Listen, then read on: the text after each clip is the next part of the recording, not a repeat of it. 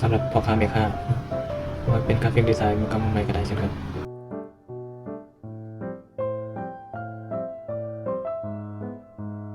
เมื่อเปิดแอปเข้ามาเนาะ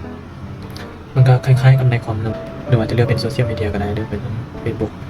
เกินว่างานของเขานะว่าเขาจะเฮ็ดเกี่ยวกับอย่างสมมติว่าเขาสิขายเครื่องสิเนาะเราก็สร้างหน้าต่างเปาขึ้นมาก่อนก็ได้นะ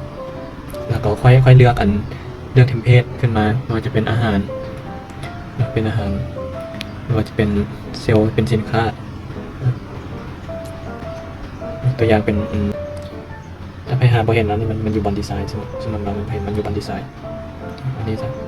แล้วมันก็จะโหลดแป๊บหนึ่งให้เราเนาะแล้วก็สามารถแก้ไขยังกับแก้ไขมันเป็นเลเยอร์กดเข้ามาแทนที่เนาะแล้วก็มาเลือก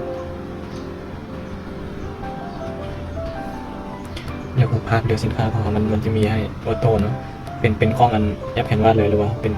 ข้องเขาก็ได้ทีนี้ก็จะเอาเป็นนี่สำหรับของทานวันใจเป็นขาประจำนะทานวันใจอยู่ภาคสันก่อนอนุญาตเนาะเอาหูมาใส่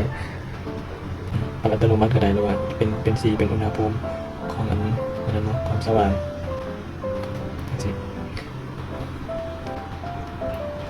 ที่เป็นวิดีโอเป็นภาพเคลื่อนไหวอันนี้หรือว่าเป็นอันนี้ได้เช่นกันสามารถเอกพอร์ตได้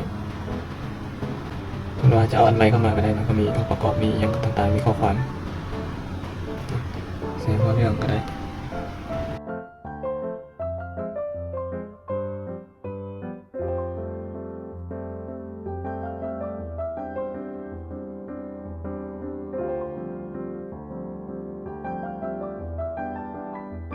มาเขาออกแบบแล้วเนาะตอนนี้เขาสิมาเอ็กพอร์ตเนาะนะนี่แชร์แล้วก็กดดาวน์โหลดเลือกเป็น JPG เนาะ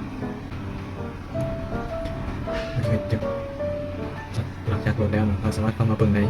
แคลเดของเรานี่เนาะที่เขาสิลองเอ็กพอร์ตเป็นอันวิดีโอเนาะวิดีโอสั้นๆเข้ามาที่ด้านในอันนี้เนาะกดเข้ามาแชร์เก่าแล้วก็เลือกเป็นวิดีโอ MP4 เนาะกดโหลดมันก็จะใช้เวลาหลังจากที่มันโหลดแล้วเนาะเขาก็สามารถเข้ามาเบิ่งในอันนั้นได้เช่นกันนะนี่เป็นวิดีโอสั้นๆสำหรับไว้ลงโฆษณาหรือว่าลงเฟซเนาะปนกับมูฟการโปรโมทสินค้าของเรา